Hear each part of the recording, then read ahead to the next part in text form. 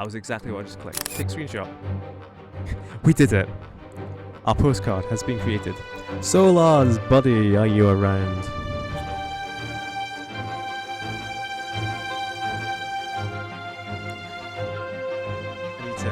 I need to... The webcam is so crooked, I don't get it. If you're sitting... No, that's bad, that's bad. So welcome, one and all. Even though I put this up on the channel. Hold on, I've put the music back up. There we go. Oh, that's the same level we were before. So, essentially, this is based on Jules Verne's novel Around the World in 80 Days, where presumably the protagonists of that novel, which I definitely know and have read and loved, they went around the world in 80 days. Or did they? I'm not sure. I've not actually read it. So, our objective here, you might think, is to go around the world in 80 days, but you'd be wrong there. Our objective is to go around the world in less than 80 days. That's the trick. Now, I've played this game before. It was a mobile game, so I kind of know how this game works. I know places to avoid.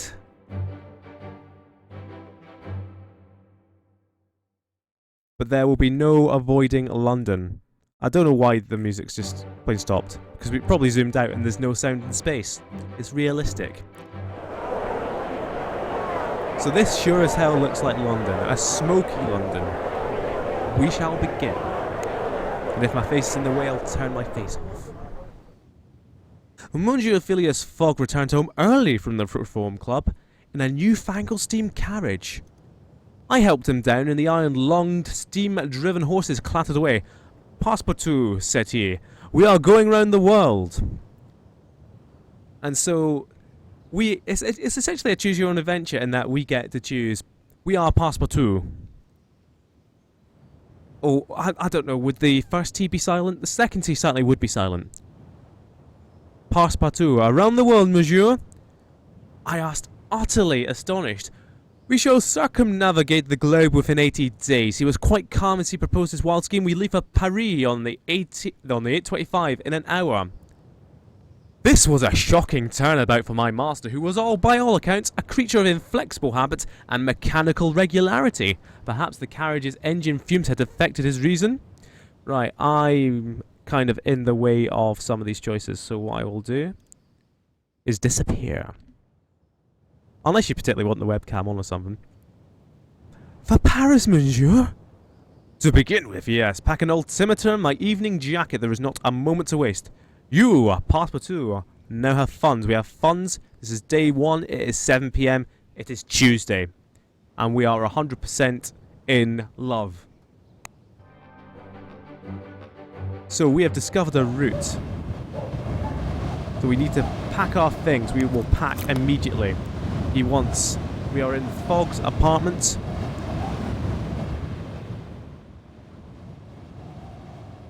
I fear Twitch might be quite far behind. There is a bit of a time element to this. To the point where I shouldn't be fucking about at the moment. So he wanted his evening jacket, didn't he? Let's bring a European shipping timetable. Let's bring the altimeter. We could bring playing cards. We could bring a wax cylinder. Oh, we're going to bring the wax cylinder instead of the shipping timetable, actually. And we are running out of time. So it departs at 8. We are there. It's departing now. We must go, go, go. See, this is the mechanical horse we are taking. Thank God I've not got my webcam on. I need the webcam off if that's where all the good steampunk stuff is going. The mechanical horses raced past Piccadilly Circus and Pall Mall fast with a team of thoroughbreds. Even so, the whistle of the 8:25 was blowing as we pulled up to Charing Cross Station. We raced across the concourse and threw ourselves aboard as the second whistle shrieked its warning. We barely had time to take our seats before the guard rapped smartly on the compartment door. "Alas, monsieur, we were in a great hurry," I explained, giving him a beseeching look. "We did not have time to buy tickets. You may purchase them from me, though it is more expensive, £85. So what do we do? Do we argue with him, or do we hand over the £85? While we decide this, I will attempt to fix the webcam, maybe put it in the top right. Actually, what I'll do is I'll create a whole new scene. It's going to all go black for a second, but it's going to be worth it. It's not going to be worth it. It's going to take me far too long to sort this. Damn, that is fucking expensive. Fuck that. Video capture device.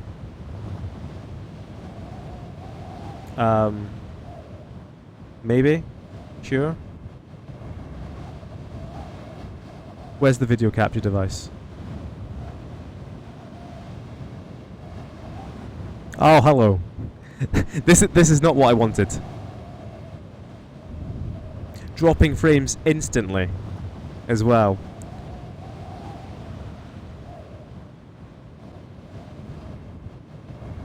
It's like I put my face on and the stream just froze immediately. I'm not even kidding. I want to configure this for size. It's fine. Like when I'm traveling like this, it's all right. I might not bother putting the lovely border on it.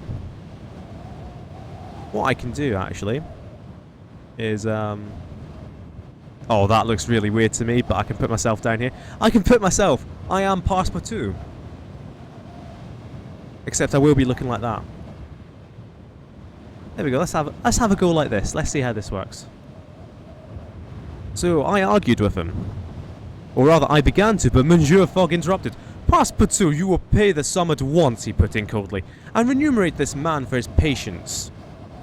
So do we hand the man £85, or do we give the man 100? Now, I took the executive decision to bring a wax cylinder with us, and that it sells well in Paris, so we are going to make some money back. So do we give the man 100, or do we hand over the £85? What a fucking chump. This is Monsieur Fogg, Phileas Fogg, a member of the Reform Club in London, a member of the upper class. He's no chump. 100 might be interesting. Hundo! I gave the man 100 and added a word or two of advice about allowing a little leniency to gentlemen in the hours of need. The guard gave me our tickets and slid the compartment door shut behind him with a pneumatic hiss. Our funds have gone down by a fair amount. So, the journey is going well, but we must converse. I'm at your service, Monsieur Fogg. But tell me, Monsieur, what is the purpose of our journey? So Phileas Fogg, he's made a bet, he doesn't want to lose. But it'll be expensive, sir. Indeed. But we can sell possessions as we travel. Very good, sir. So we are on the Amphitrite Express, and we are in the rolling hills of Kent. So, Monsieur Fogg, we can either pass the day in silence, or we can make ourselves useful and repack our bags. So, because they were thrown together in haste, so as the afternoon turned inexorably to evening, I discovered that my master was one of those gentlemen who broke their silence rarely, if at all. But then, we're on the Amaranthine Express. The stream is going fine. This is on my side, I mean. So, this is on Twitch. You might be able to set it to be lower, etc. I'm not sure if that's a premium thing, though. So a guard rapped on our door a few times. A few miles before Dover, we are about to submerge. It takes some people a bit funny, so watch out. What do you mean, submerge? This is the London to Paris Amaranthine Express. The submersible train, talk of all the London papers. Then this is the Mer train? Bloody journalists and their silly names. Every inch of her has been examined and stamped with the artificer's seal. This is the world's only Bath-escape locomotive. So I pressed my face to the window glass. As the fins above the Amaranthine's wheels extended with a hydraulic hiss, and night fell and we plunged past the end of the train into the freezing water of the English Channel. So this train goes underwater, and that's quite cool. Because this is the 1870s, there's no such thing as the Eurotunnel. The Amaranthine ploughed through the water overnight and splashed up into the wider gauge French tracks at Calais as dawn broke. Do you have a route in mind, monsieur? Because, you know, that would help. I am as of yet undecided. The new canal. So we... Oh, don't get skips. Don't be getting skips, lads. Come on. I'm not dropping frames on my side, I have to say. Because it's a bit difficult to drop frames, because obviously nothing's actually happening. The most activity is my face down here that I can't actually show you the mouse on. You need to download one of those utilities that speeds up your internet. So, we're discussing options, but surely we don't want to go to Siberia. It's so cold and grim, and I have a particular fear of bears. Then we would do well to buy furs, he replied, in a suspiciously Russian accent which he hadn't put on thus far. We will also travel overland and across the Black Sea and the Caspian Seas. But which is fastest? Parbleu, I scarcely know what to think. We arrived at the famous station, Paris at Gare du Nord. Would Hitbox muck up less for you guys? Because I'd love to stream this. I love streaming, to be honest. Look, oh, we didn't quite drop frames there. We dropped it below the buffer, but it kept on with the buffer. Oh, wow. Come on, we got down with the buffer. Yeah. So if you guys want, I'll go back to Hitbox. Even though it's, you know, not great. It's fine now. It's fine now. So we arrived at Paris Gare du Nord. Gare means station. Did you know that? I knew that because I am French. I am Passepartout. We arrived just after 1 o'clock. Automaton porters lifted our luggage and then our persons onto the platform with long, delicately filigreed iron arms. Paris, the city of my heart, I was home, but not to stay. So as we talked with Phileas Fogg, he told us about the Suez Canal, which could take us to Jeddah, all the way down the Red Sea to Aden and Oman, all the way to Bombay. He also told us of the Trans-Siberian Railroad that winds its way from Moscow to Ekaterinburg to Omsk, to Irkutsk to Karamskaya, all the way to Vladivostok. Now, which route are we going to take from here? So what we're going to do, obviously the time keeps going up here, so we have limited time. The bank will take, well, we don't have limited time, but, for example, we bought this wax cylinder. It's valuable here. We're going to sell it here. And in its place, we're going to buy an extra suitcase. For example, this is worth £32 here. It's worth 2,300 in Berlin. It might be worth us buying this because it's only £32, taking it to Berlin. Whereas Gentleman Traveller set, it's worth, say, taking some of these, just if they're cheap, just in case we end up in Copenhagen, Warsaw, Budapest, etc. So, we don't need to visit the bank, but we do need to explore because we don't know where we're going from here, do we? So that's taken us 4 hours, and we discovered some new routes. This is on train routes. Munich, Vienna. We had a few. See, now it's paused, and now we'll calm it down a bit. And we'll look at the map. We've travelled 265 miles in 2 days so far, and we love trains.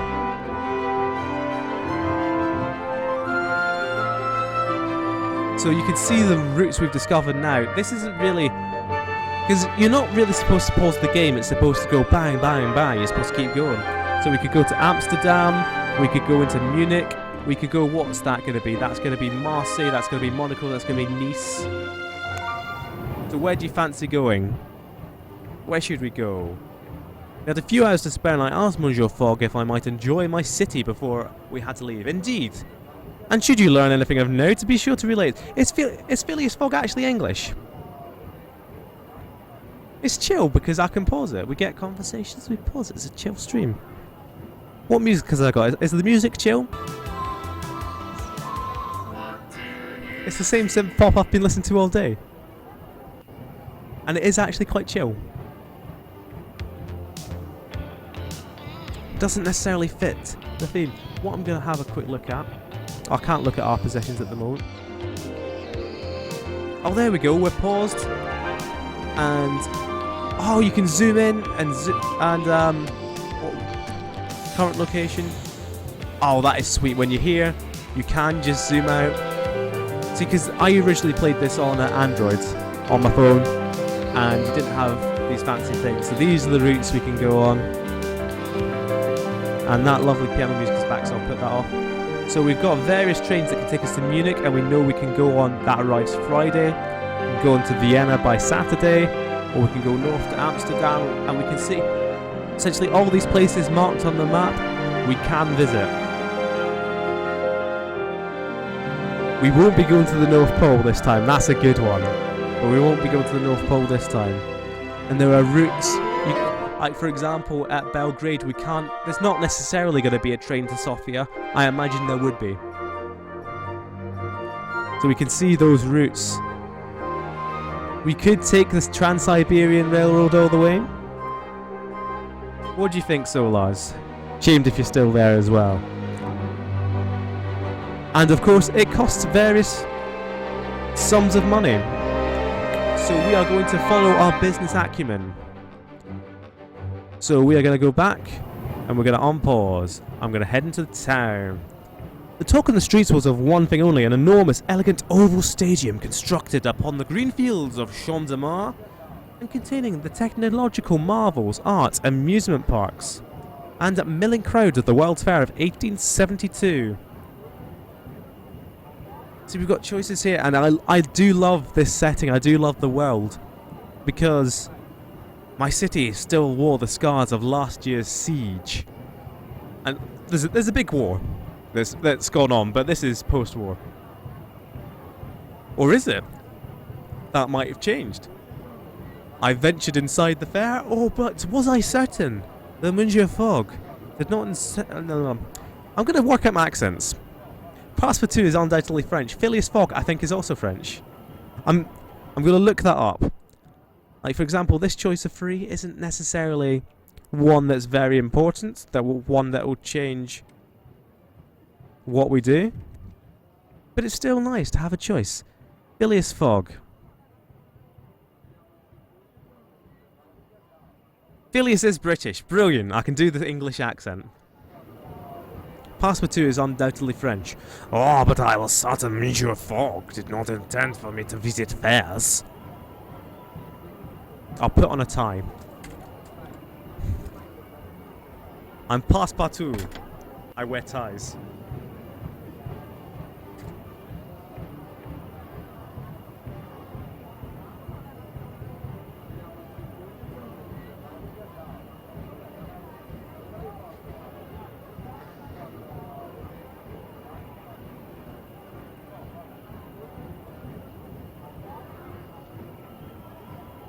Monsieur Fogg, I've put on my pink tie and I am looking sparkling.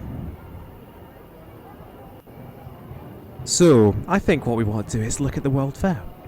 Because let's face it, we're going to do a big mock-up at some point, and we're not going to get round the world in 80 days. So we're going to venture inside the World Fair, inside the grand... See, got an achievement there that you can't see because it doesn't actually show up on the stream. I ventured inside the grand illuminated pavilions of the exposition.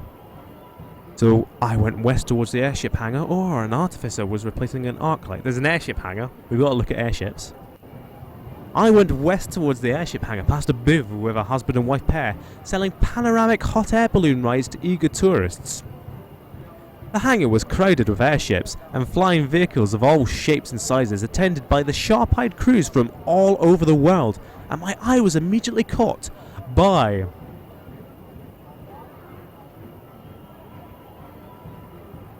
See, Twitch is quite far behind, but of course we were going to look at airships. That's me just seeing you saying, airships! So we've got the African-made rigid metal balloon. From a gamey sense, what I'd do here is, I'm assuming this isn't actually going to tell us much at all, but what it might tell us is, say for example, if we inquired as to the bulky coal gas powered Ottoman Gayrik, that might tell us a route around Turkey.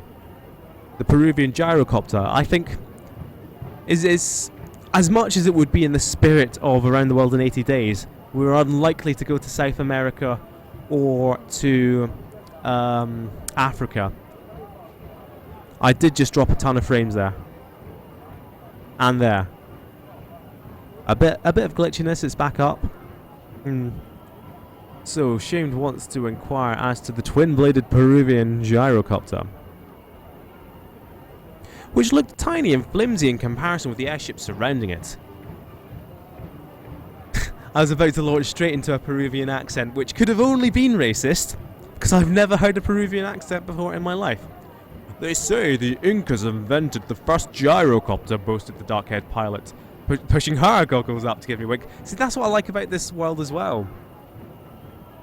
As their heirs, we Peruvians have made some few improvements. You do not see many Peruvian gyrocopters in the air. The lady shook her head. No, they are quite safe, but they are quite hard to build. Perhaps one day, soon, Monsieur Fogg and I would find ourselves flying in such a craft. I returned to the exposition center, my thoughts turning with clouds and engine rotors. Avenues sprawled in every direction between the inviting illuminated pavilions of the exposition. And we do actually have the chance to go see that artificer as well. It might take up some time. An artificer was replacing an arc light which had burned out. She first disconnected the strange machine powering the lights. It had a spinning iron wheel which was wound around a series of armature coils. So, part of what this game is as well is I might be able to quickly show you.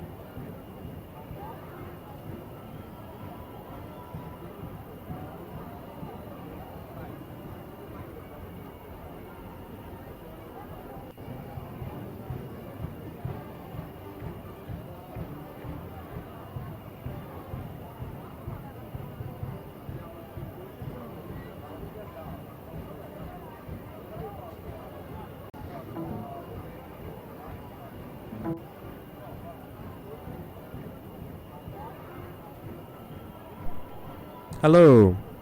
Yep. After I paused, what I said is that your personality and manner can change through even just these choices here. Like, you can watch politely or you can be inquisitive. And the game does change and acknowledge your changes in personality.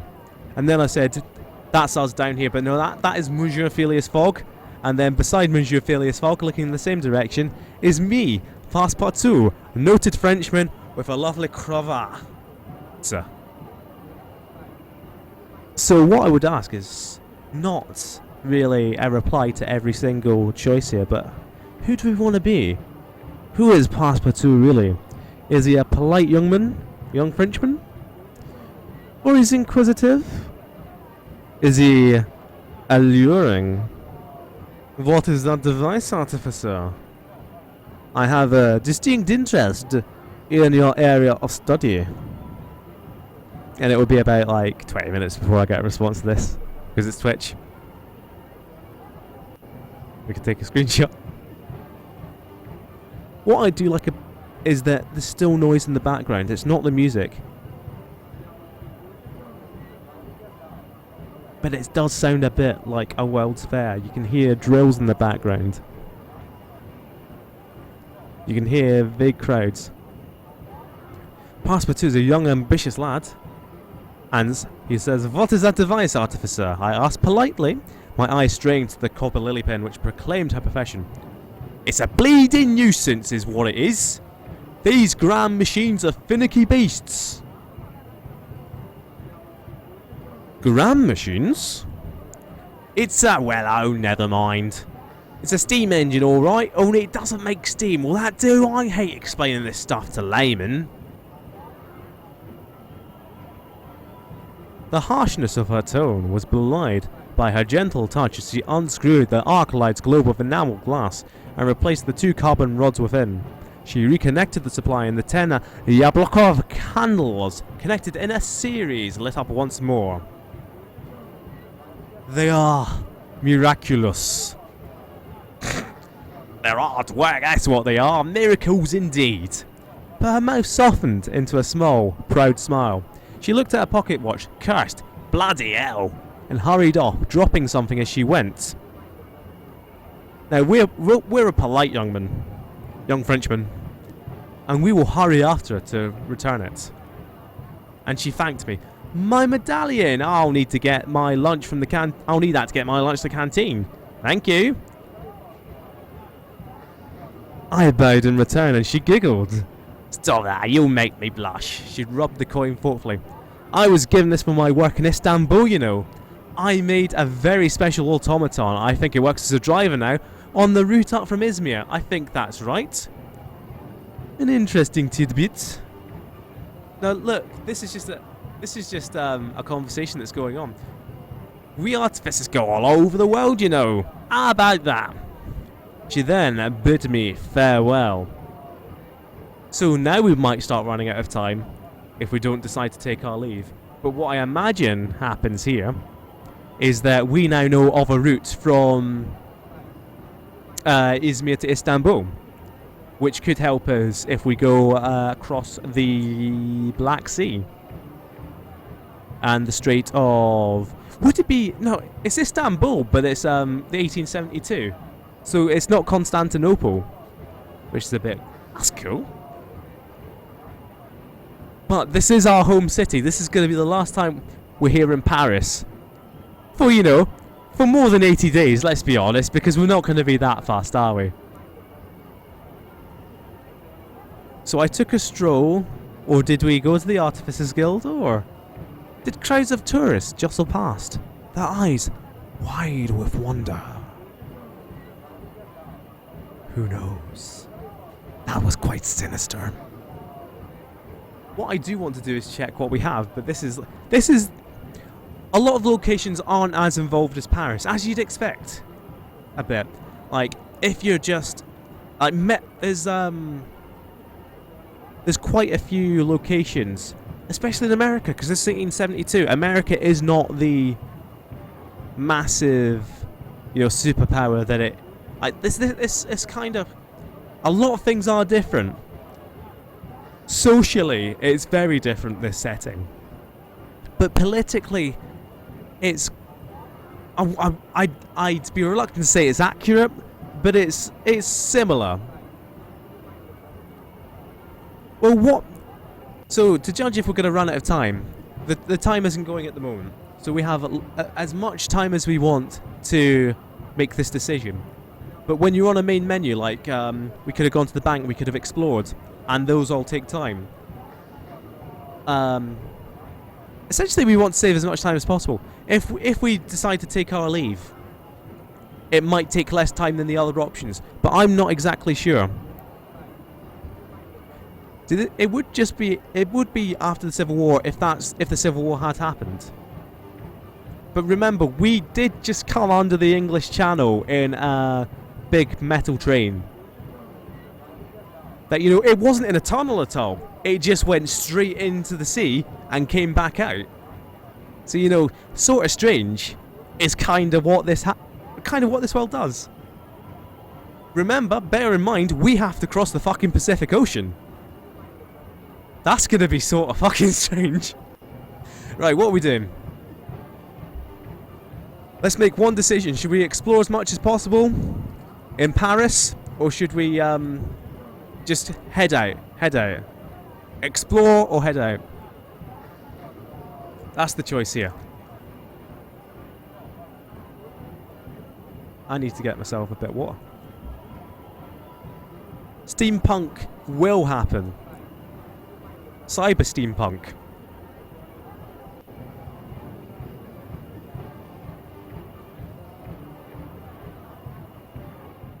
there a way I can...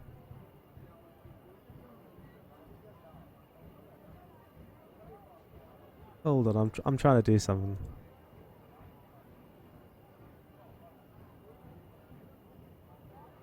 I'm gonna see if this works. Hold on.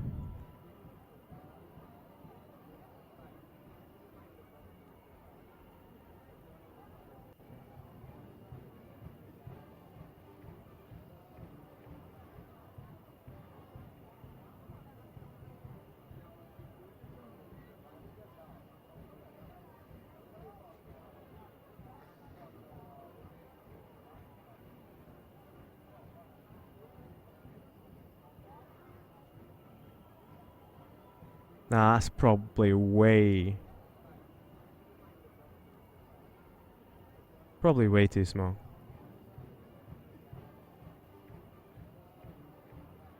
Tell me how that text looks when it comes up. What else is there? It is the World Fair, where the great and good, the innovators of this world, come to promote their wares. So we took a stroll down the Avenue of Nations, lined with buildings in the styles of the nations of the world, because this might give us a hint into the politics of the geopolitical situation.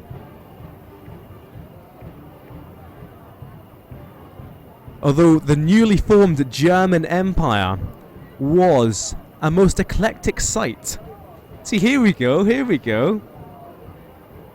This is exactly what I was looking for. The Zulu Federation had built a replica village and brought a delegation of 400 diplomats and warriors, which was concerning the French soldiers guarding the exposition somewhat. Above the display was a fine ferrotype of their great emperor, Setsueo, in his palace in Alundi. A little wooden automaton shaped like a bird leapt from roof to roof, its wings woven with beads. It chirruped and landed near me, and I saw its eyes glowed like unearthly lamps. I turned away hurriedly. My feet were tiring and the hour was growing late. I returned to Monsieur Fogg, who was eating a meal of plain boiled beef à l'anglais. "Did you enjoy the exposition?" my master inquired diffidently. And I nodded. I did. I nodded. "Will we travel by airship, do you suppose?" I asked, as I was very much impressed by the airships. "I think it highly likely. They are expensive, but extremely fast." I dreamed that night of mechanical wonders and automatons with beautifully enamelled faces, knowing little of the strange inventions and stranger peoples I would soon encounter on my journey around the world, and we are now courageous. We want to find some airships, we want to see the world, we are young, we are inquisitive, and we've discovered new routes. That is that new route we discovered from Istanbul to Izmir. The clock is ticking past Batu. We must decide our next steps quickly, and we will. So if we want to go to Amsterdam, it departs tomorrow. If we want to go to Munich, 2 days and 6 p.m. We could negotiate that forward. We can negotiate that forward, for example, but I don't want to click on that because I don't know if we can come back. So that would cost £170, £75. What about if we go to Nice? Arrive Saturday.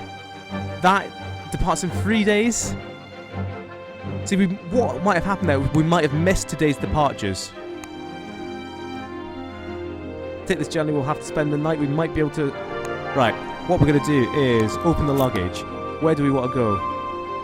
Copenhagen, Warsaw, Budapest. Berlin, we definitely want to go to Berlin. You'd expect there to be a train from Munich to Berlin, and that might make up for how much money we'd have to spend, okay? Oh, but then what you can see down here is that we can only take one case on the Orient Express. Although there's and here's the thing as well, this is a private car that goes to Amsterdam, and it would take our effects, it would have an ill effect on Phileas Fogg's health, because we're young, we're vibrant, we want to see the world. So does Phileas Fogg, but he's older, he's more experienced. Whereas Nice, here's the thing, the Pyrenees Express to Nice, we can take as much baggage as we want.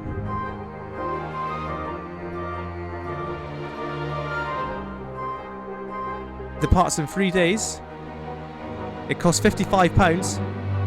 So if we negotiate that forward, but since we're an Englishman, we've got an Englishman's wardrobe, we can go no charge tomorrow.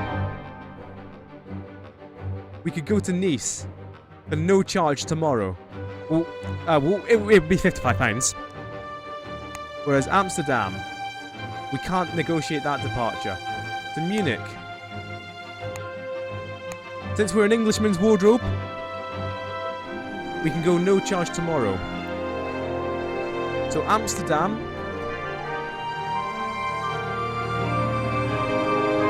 I would say Nice. Is there a way we can pause this at all?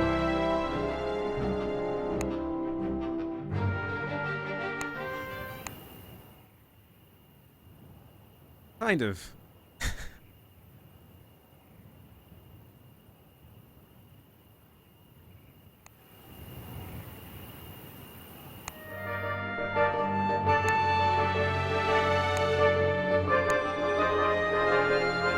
No charge at 10 a.m? At 10 a.m, you say? We're gonna do this. We want to go to Berlin, but we want to go around the world at 80 days. In 80 days. Whatever. Right, now I've got to remember how to actually travel. It might be that we have to go to a hotel. It departs for Nice at 10 a.m. Let's head to a hotel. Looks like we'll be sleeping with the rats tonight. Well, it was too late. The hotel was too expensive. We had no option but to curl up in a shady spot under the tree like wild dogs and try our luck outside. Halfway through the night we were accosted by a miserable and hungry individual. I bid them join us, and they did so, only to spend the hours until daybreak scratching at my arms and legs from fleas, so I awoke even more tired than before. So our character is now suave, but Fogg did not appreciate that. We should have stayed at a hotel, we should have panicked less. Fogg's health has gone down a bit. He's in roaring health, but we must make haste. We will depart for Nice. We will embark on the Pyrenees Express.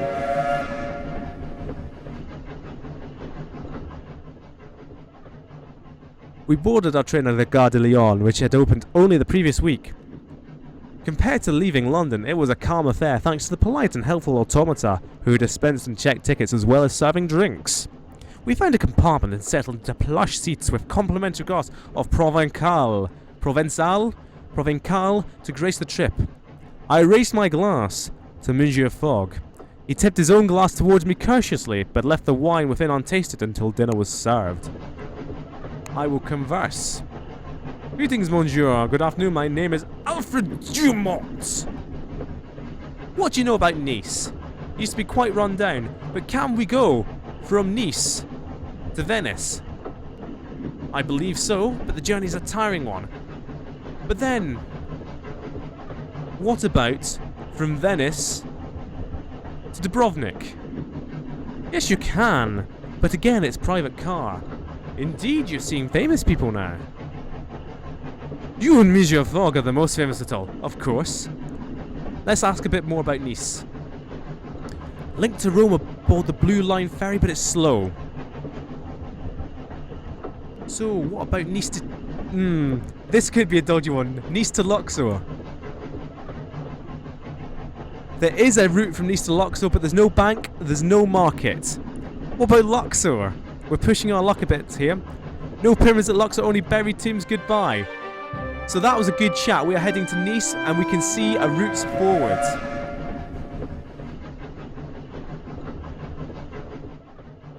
The hours flew by and I spent them waiting on my master's needs. Might give him a bit more health. And we might need that in case we do go to Egypt. And he seemed a little better for it. He's up 5 health there. Excuse me. The train rattled on, arriving to Nice late in the evening at 9 p.m. We stepped out to balmy autumn weather and a gentle murmur in the air. Ah, my friends, the sea. I'm on fine form, but we must make haste. This is Nice. So we must plan. Departs tomorrow. It's a dodgy one though. Whereas Venice... Can we negotiate? Oh, it takes a lot to negotiate that. So Luxor, we didn't actually get a route to Luxor in the end, did we? But where is Luxor? I thought Luxor was down here. Yeah, Luxor's there. I thought Luxor was on the coast, and that's why we might be able to make it there. So I think we're certainly going to Rome for £120 tomorrow at that time. So what we desperately want is a hotel just now. We'll pass the night. The long, pebbled beaches of Nice were filled with Italians of one sort or another. See, here we go, you get more of the situation as you go. A few protesting the loss of the city to France, and quoting Garibaldi with great passion. I ignored them while I strolled along the promenade, watching the ships come and go from the harbour. Since being ceded back to the Bosom Française, Nice had become a bustling hub of activity. Boats plied the waters, and there was talk of building a tram. I found a sailor to talk to. There's cars to Venice and the boat to Rome, depending on where you want to go, of course. We are going around the world! Well then, you better go to Rome. There's airships there.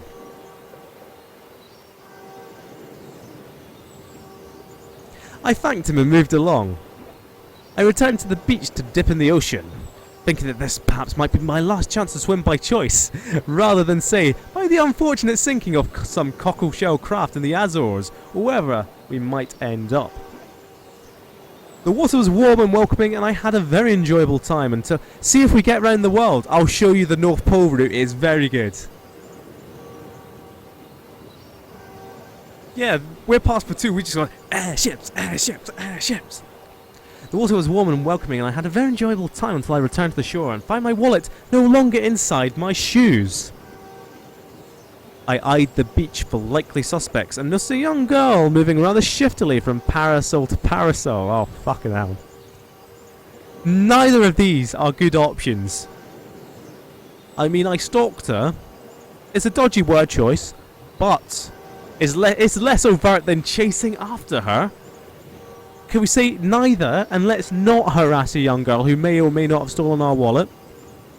Until I saw her dip into another pile of discarded clothing, and then, dear friends... So she's definitely a thief. Are we sure? I pointed and shouted, or did I pounce like a cat? I'm suave. I could pounce like a cat, I'm suave, and I'm a bit courageous, and I have a wonderful time. Or would I take pity and leave? Here's the thing. I don't think we've actually lost that much money. Or maybe we haven't lost the money yet. I think that Passepartout, he's an assertive guy. A young girl. He would pounce like a cat. It's been long enough that I've chatted over these options that you might actually have something to say in a few seconds. So, you know. Yep, there's Nero, pounced like a cat. I pounced like a cat, knocking her rather painfully down onto the pebbles. Oh yeah, it's pebbles. Sugar. I pounced like a cat, knocking her down rather painfully onto the pebbles. I recovered far more than I had lost from what flew from her pockets, but she fought like a demon and got away. A family of holidaymakers gave me a look of horror before hurrying after their small children the other direction. I protested myself innocent of any No, I brushed myself down. And tried to recover some dignity. A difficult task when one has sand in all sorts of undignified places. Would we go to a casino by now? I think we would. I approached one of the glitzy casinos thinking perhaps I could earn a little money, but it seemed that Nice had gone a long way up in the world, and I always refused admission. Gentlemen and ladies only, the doorman said. No one of the lower classes. Well, I had no time for his high standards. So I went elsewhere. My feet were tired. I murmured my goodbyes to the sea and I knew to France and returned to my master. So we have time to explore, and that might give us new routes. I took a few hours to explore, investigating the various options for how we might continue our journey.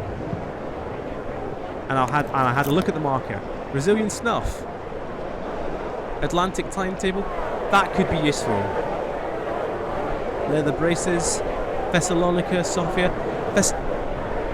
We are going to take these braces. Izmir, Warsaw, Budapest. We can still head there.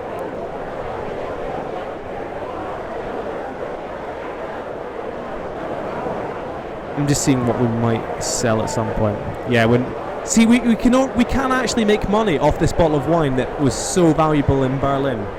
Well, what we're going to do is we're going to put that in an extra suitcase, so I can take the leather braces in this one, and then take the Atlantic timetable as well.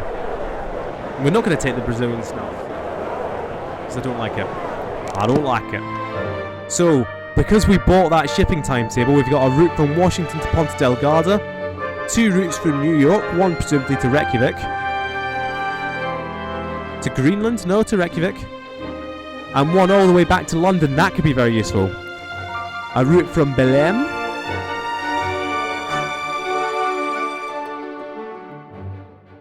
to Dakar, and we're going to look at departing. You better go to Rome, there's airships there. You can't see that, but that's literally what it says. You better go to Rome, there's airships there. And if you can't trust a French sailor, who can you trust? Right, it's a bit of a dodgy road.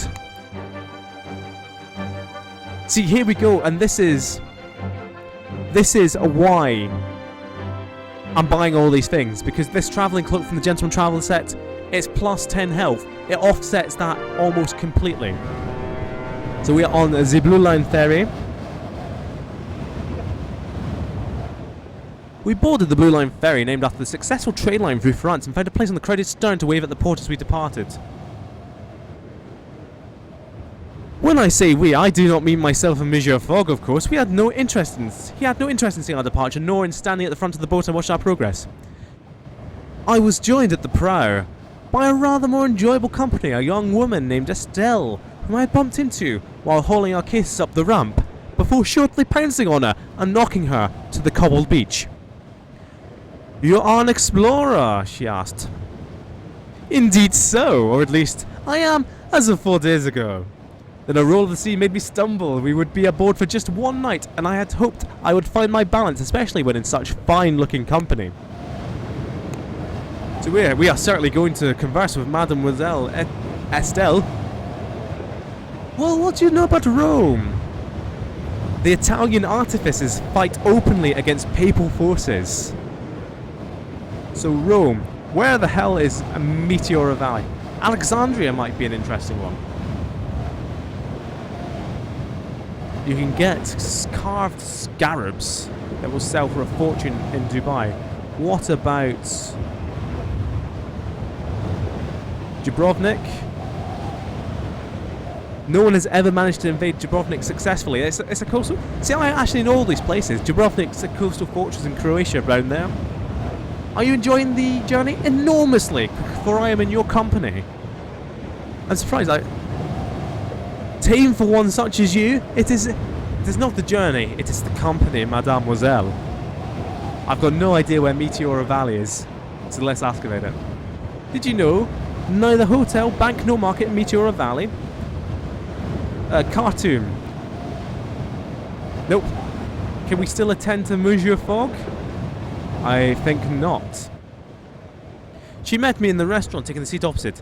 "I have worked it out," she announced cheerfully. "What have you worked out? And why are we suddenly vampires?" "Who you are, I know your secrets." Perhaps she had seen me during my days in the circus as a youth. But surely not. At the time, I had been much younger and had often worn excessive quantities of grease paint. She pulled out a copy of the Times. "Here!" she cried, folding it and lifting it to my attention. To my astonishment, it was a headline about our journey. "Phileas Fogg attends round-the-world adventure." I shook my head. Knowing that my master would wish to maintain his anonymity. "I have not heard of this story." "Ah, but of course you would say that." "What an exciting adventure." "My adventure is the same as yours, this wonderful boat ride." "You're going a lot further, though. Fancy meeting Phileas Fogg myself." I opened my mouth to dissuade her, but she interrupted. You're more dashing than the story made out," she continued excitedly. "Wait until I tell my mother." So she thinks we're Phileas Fogg. And I let it pass. It was the gentlemanly thing to do, and ironically, the thing I would have done had I indeed been Monsieur Fogg myself. "Well, I'm sure you're in a hurry, so I won't keep you." Now, this is Mademoiselle. We could perhaps a turn around the deck, Mademoiselle. "I have nowhere to be right now, Mademoiselle." See, if we are 100% loyal to Mr. Phileas Fogg, we'll go thank you, mademoiselle. And, see, here's the thing. That's Phileas Fogg in that corner. You saw us. We look exactly the same as Phileas Fogg anyway.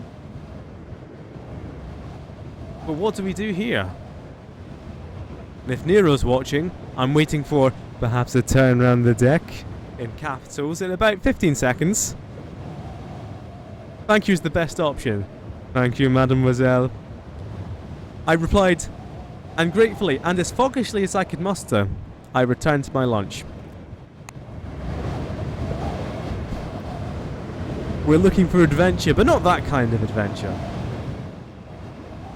We arrived into Rome the next day and I began to unload our cases when the captain stopped me. New regulations, ordered by the new Italian regime. What are regulations? You're travelling from England? Indeed so. Then you're required to sign this disclosure of artificer's materials. He produced a long roll of paper which I began to look over when young Mademoiselle appeared. Monsieur Fogg, she cried.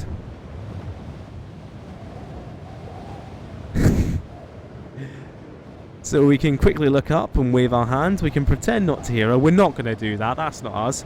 I quickly introduced my master to her. That would reveal our bluff. So I looked up and waved a hand. She hurried over. I saw you were leaving, Monsieur Fogg, and without saying farewell. So we've got to keep up the bluff. I fear so. I began, but at the same moment, my master remarked, Mademoiselle, the gig is up. The gig is up. Mademoiselle Estelle took an uncertain step back, glancing between us. My master's sharp, aquiline profile, my own rounded Gallic features. Mademoiselle, you wish. There's no rescue in this situation. We fucked it, lads. We fucked it up. It's day 5. It's day 5 out of 80.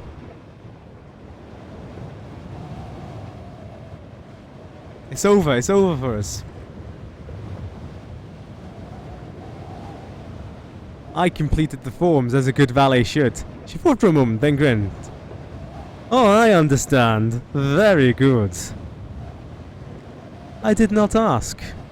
She chuckled to herself and stretched up to peck me on the cheek, and then hurried away in some excitement. Monsieur Fogg glanced at me, and I smiled. Youth, I declared. He nodded a touch. Very good, he remarked. Relations with Fogg have improved slightly.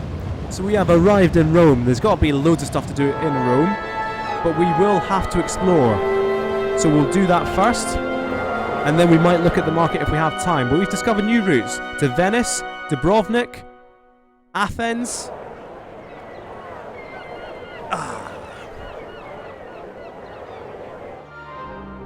So while we're paused, we can have a quick look at the routes. We can go to Venice. That's kind of a circuitous route, because look at that. Whoa, and we don't want to head back up to Venice if we can help it. Dubrovnik is cheap, arrives tomorrow. Or we can go a big long sling to Athens, arrives Monday, departs tomorrow. 120, that's cheap for the... It's cheap for how far we're going, I think. I might have dropped some frames there, I don't know. And from Athens, we can presumably go short way to Izmir. But then... Oh, these are all other players as well. This is so cool. These are routes that other players are taking. So anyway, we can go to Venice, Dubrovnik, Athens, and there's Meteor Valley. I'll let you guys deliberate on that one while I go back to Rome. I was tossing a coin into the waters of the Trevi Fountain when the Bersaglieri marched up into the square with a distinctive fast jog and began rounding everyone up. I tried to slip away before they reached me, an old instinct to avoid the attention of the soldiery, whether guilty or innocent of any crime. Alas, there were too many of them to avoid. A lanky man with only the sparse beginnings of a moustache gestured at me with his rifle. No, in fact, his entire arm was a rifle, attached to his shoulder with iron bands inlaid with elaborate symbols. I looked up at his eyes. One of them was a clear light blue, the other covered with a leather eye patch, mounted with a telescopic brass monocle. The other Bersaglieri soldiers sported similar modifications to their bodies. They were half man, half automaton. Oh, alright, that's not a choice. Come si chiama? The blue-eyed soldier barked. I opened my mouth to reply, when someone jostled me from behind, and I turned to see a figure in grey reaching into their pocket, and then tossing out a grenade.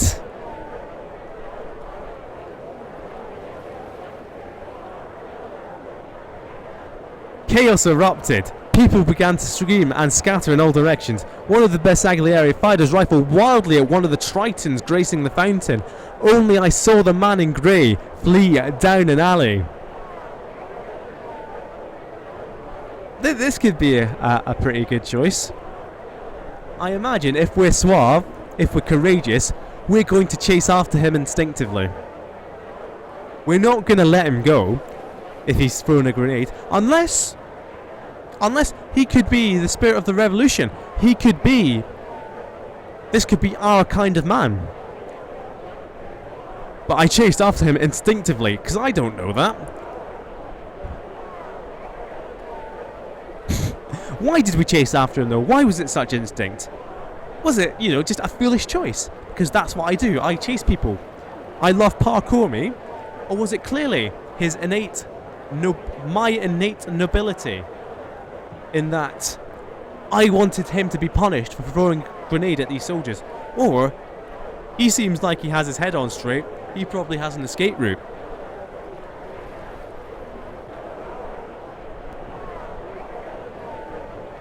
I was expecting a bit more after. Right, what I'm going to do is I'm going to quickly get a glass of water and I'll be right back.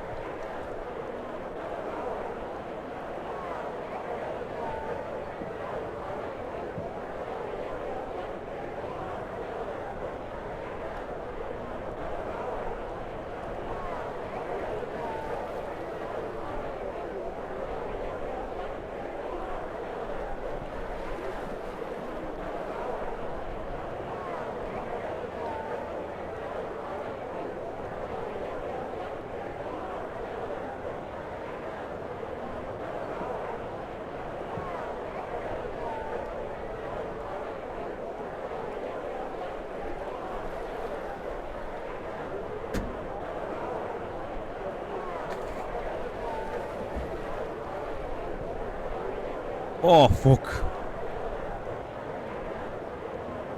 I've spilled all my Quality Street.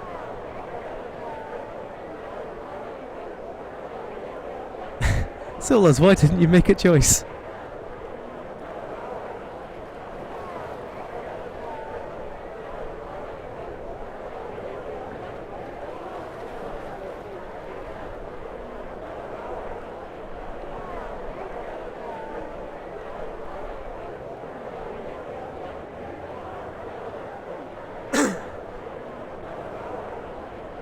Oh shit, I can't eat. I can't say hate eating sweet stuff. I'm reading everything. Hold on. I've got to rethink this. That's how I was streaming Rocket League earlier. Okay, so. We're not doing innate nobility. I chased after him rather than said that a rather foolish choice in hindsight. He made a sharp turn, and I... We're not going to launch ourselves at feet. We're not going to shove a merchant at him. We drew close, and I threw my cloak over him. Capturing him like a gladiator in the ring, we staggered. I heard the thunder of the exploding grenade far behind me as the man in grey tried to find his feet. Then we both collapsed to the ground. Who the hell are you? You are a murderer and a terrorist. I don't think we'd accuse him of being a murderer and a terrorist. I think we'd go, who the hell are you? Rather than accusing him straight up. I demanded before sighing. In my discombobulation, I had switched to French. To my surprise, he responded in kind. I am Alexander Dubois. I am a Zouave, sworn to the Pope. You and your scholar dogs will not break me.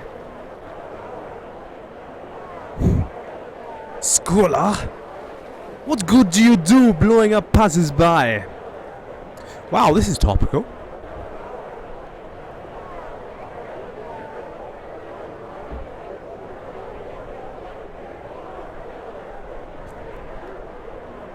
I don't think we know what Schooler is. And if we display our ignorance, I think, you know, we'd get him on side maybe a bit. Because I think we're not upper class. Monsieur Phileas Fogg, he's very upper class. We are his manservant. How is it high CPU usage? I'm sitting here doing nothing. I think we'd go Schooler. I repeated baffled. The Artificers Guild of Venice, the enemies of the Pope, the power behind the Italian throne. He capitalized his words as he spoke them, a talent I had never perfected. Are you some kind of tourist? Would we admit that to him? He has just thrown a grenade. We turn that back on him and say, "And you? Dubois is a French name. I am a Catholic before a Frenchman. I serve the Pope against the abominations of the Schooler. Who do you serve?" I am the one asking the questions. There's only one question that matters. Will you turn me in, or will you come with me as a friend? I turned him in. I followed him. Or did we let him go? I don't remember. I don't remember what we did. I remember what I did. I ate a bit of fudge from my quality street.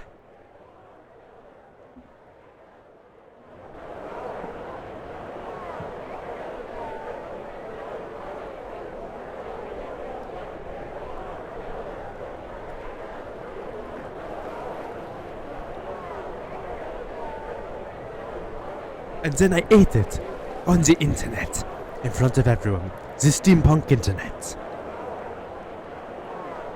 Anytime there's like a microphone like this, I always like dart all the way around it. Even at work, like doing tannoy announcements, I'll be like, "Can such and such please come to the customer service desk, please?"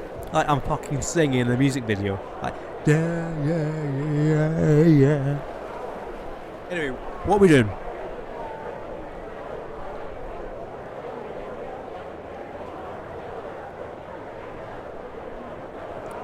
We know that what this guy was doing. He is a supporter of the Pope. He's of the Catholic faith. And the Pope's enemies are this guild, the Artificers Guild. They build automatons in Venice. And they do not like the Romans. Maybe they armed these soldiers. Maybe the Pope is under an armed insurrection. Who knows? Maybe they took the train to Venice.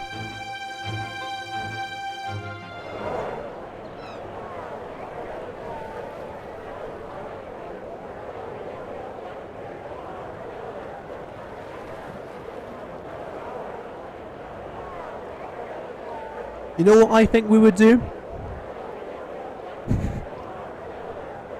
I think we would let him go, let him go. We won't hold him back anymore. Let him go, let him go. Then fly away on our airship. We go around the world in 80 days. Let him go, we have no time for this guy. But it's not my choice.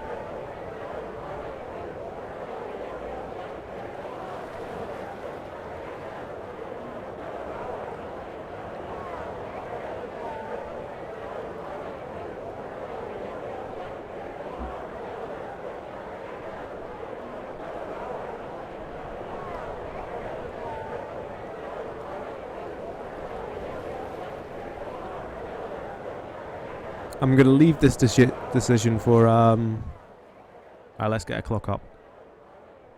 30 more seconds.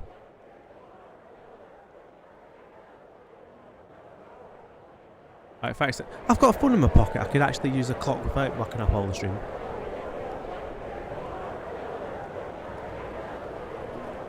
I don't know how to look at seconds on it though. Follow. Follow him. Follow him. I followed him back to an impressive. It's me, Sean Connery. Excuse me, I've still got fudge in my throat. What a euphemism that is. I followed him back to an impressive mansion a stone's throw away from the Ponte Cassestio. It was the headquarters of the Zouave rebellion, but it was also, as Alexandra somewhat sheepishly explained, his maman's townhouse. He poured me a brandy and raised his glass. To the Pope, he toasted. Would we say bien sûr? I think Passepartout would be rather secular. I think he would appreciate all faiths. And he especially wouldn't participate in open rebellion against the ruling class in Rome. Just after meeting this one guy who's just chucked a grenade at people. I think he'd say, to Rome! I downed my drink in one. He set his glass down with a dull funk. Solas, no! He set his glass down with a dull funk. Now, my friend, you must have questions. The Artificers Guild is experimenting on people. They are not the guild any longer. They call themselves the Schola. And there are no limits to what their depravity. There are no limits to their depravity. But what is their aim? Only to see what they can achieve, I think. But what of you, Passepartout? What brings you here? Might as well tell him. We are going around the world. Well, an adventurer then. You will most likely need all the help you can get to know that the artificers outside of Italy are not all the bad, and in fact, may well help you. There is a lady in the Bucharest outpost, a friend. She is a cold sort, but generous underneath it. Bucharest is far from here, I replied, but he shook his head. Meet us here tomorrow morning. And he handed me a braid, a mark of Zouave affiliation, to prove our identity. If he says Netsplit, hey Solas, you're still listening then. That's all cool. I've got Steam up, presumably. View all friends. Solas, what did you vote for? Because this looks like it's turning up trumps for us. We spoke of Rome and guilds and many other things till the hour grew late. I took my leave as I walked back to Monsieur Fogg. I could not help but see more signs of the Squalor's influence. Cobblers strapped into there we are. Gleaming exoskeletons, glass blows with ceramic hands, porcelain-faced automata fetching water and stoking fires, and even soliciting passing trade alongside working girls in scandalously low-cut dresses.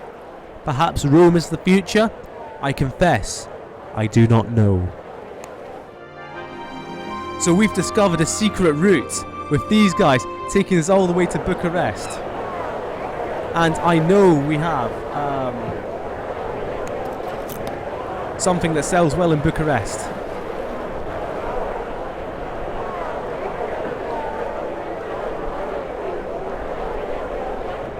Budapest. Fuck. Right, hold on.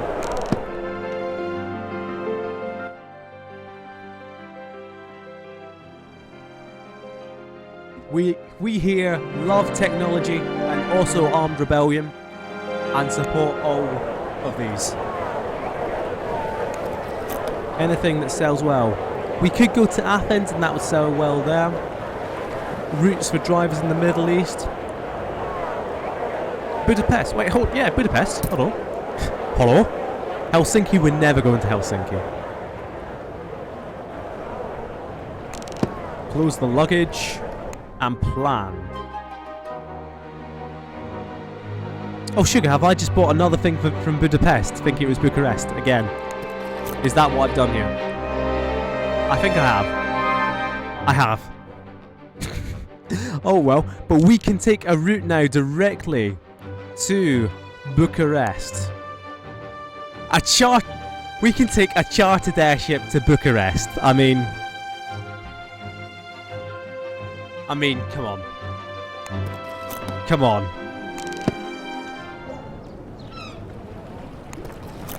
Is there anything we can sell for a reasonable sum just now? 33, that would make us $1.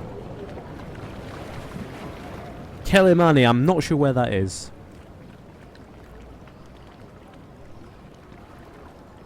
I suppose we could buy this just to look at the routes. And we only unlocked that route because we chased down a guy who threw a grenade. We caught him and then sympathised with him. That's the only reason we've now got an airship to Bucharest. So we are going to wait in a hotel and take the airship directly over there.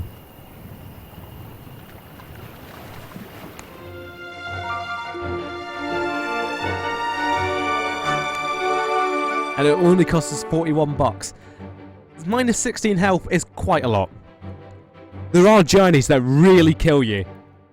They give a lot more than minus 16, which I imagine we'll run into at some point.